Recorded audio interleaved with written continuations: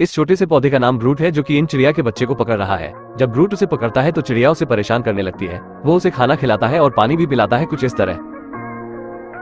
लेकिन चिड़िया उसे फिर भी परेशान करती है। उसके बाद ब्रूट एक पेड़ के नीचे बैठ जाता है, लेकिन चिड़िया उसे फिर भी नहीं छोड़ती है और उसे परेशान करने लगती है।